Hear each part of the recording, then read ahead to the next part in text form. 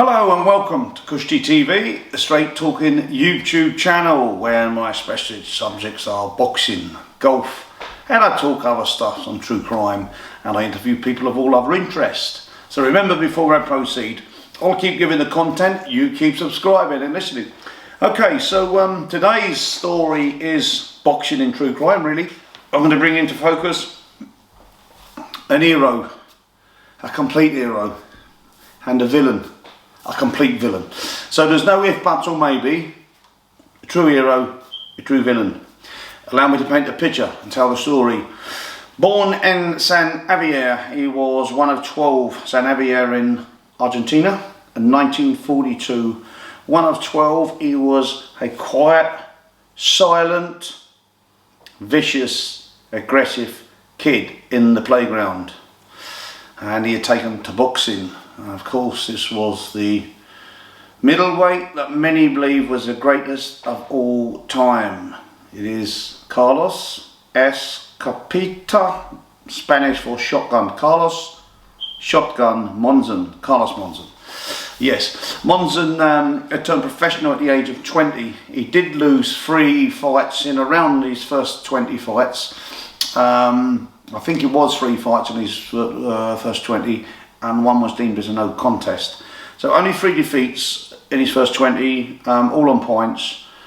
The granite-chinned 5'11" Monzon, fairly tall for middleweight, had long arms, and he had this brilliant ability to be elusive with his head to miss punches and tie opponents, stop them from working, null them out, and come in with some devastating punches to obliterate opponents. But what was amazing about Monzon, he didn't get his first world title fight until his 80th fight.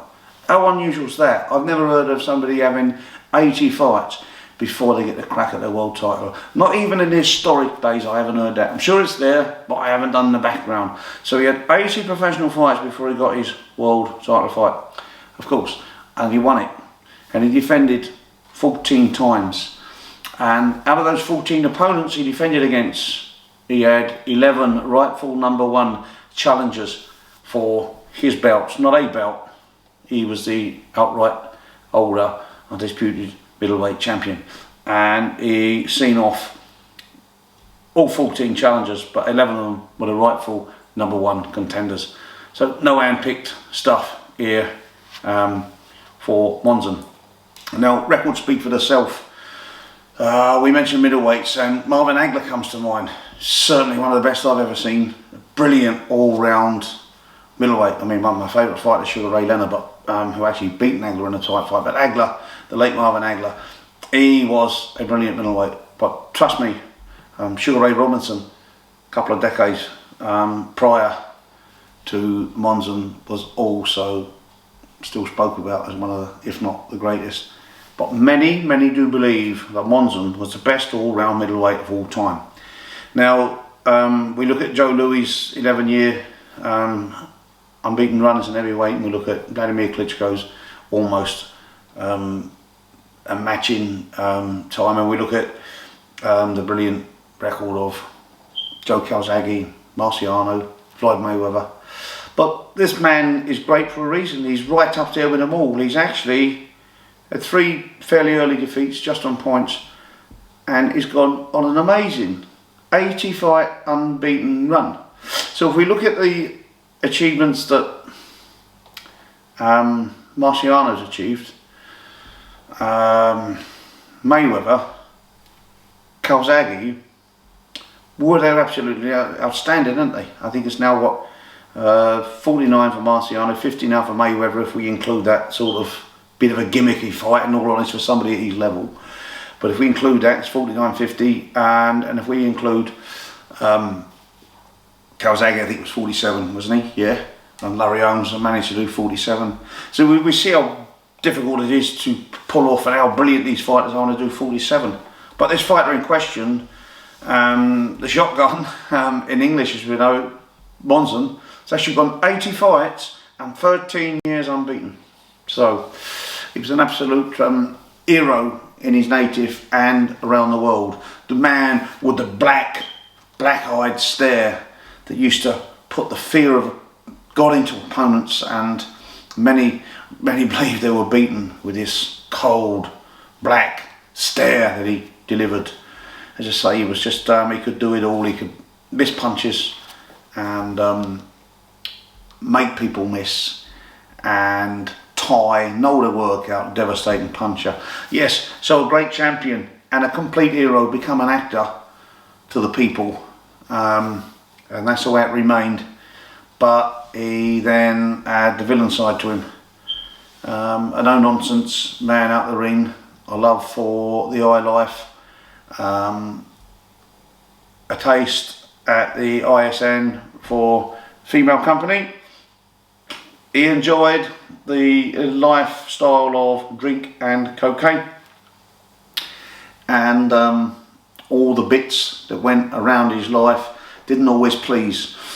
First wife Anne Marie got a little bit peed off with the old champion, and decided to get a shotgun and shot him in the foot and in the shoulder. So I think it was a shotgun, actually might have been an handgun, but it was one in the foot, one in the shoulder. Not too pleased. That marriage ended, as did another. I think he didn't get shot in the second one. And that's the way his life was going. And he then married the beautiful, pretty Alicia Menez, and that was going okay, and until his lifestyle disappointed a bit, and a breakup had ensued, and Monzon, the brilliant, great champion, met Alicia for a meeting to discuss things, and this heated thing went badly. This discussion went badly out of control, and Alicia Menez, the beautiful lady, was found fallen from the apartment, two-story apartment, and met her death. And Monzon claimed that he went over and he'd broken a couple of ribs in trying to stop her falling and to assist his wife, but the courts and the police had other ideas. Sadly for the beautiful Menez, she'd met that cold, dark stare at the end of her life, that of Monzon, because it was ruled that he had strangled the life out of the beautiful Alicia Menez, and he then threw her over the balcony of the two-story apartment to try to fake the death, and it was ruled the once hero now become the real-life villain, and was charged with murder and sentenced to 11 years. Now, death was never far away from the cold black stare of Shotgun Monzon. Carlos, yes, he once fought a fight when his brother was murdered. So his brother just got murdered today and he had to fight. He did the same with his father-in-law, who died in a car crash. And he did the same when the brother-in-law sadly died of heart failure. So death was never far away from this hero, once hero character, now villain turned villain character.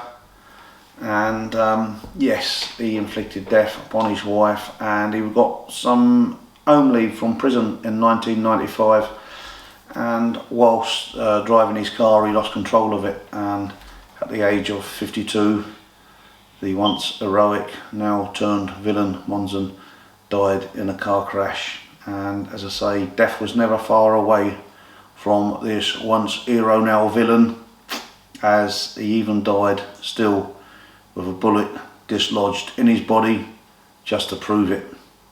Yes, thanks for tuning in and listening to the story of the hero and the villain, Carlos Monzon. Okay, so all you boxers out there, if you're going to inflict violence, you make sure it's in the ring, not out of it. Okay, box safe, and click and subscribe. I'll see you next time.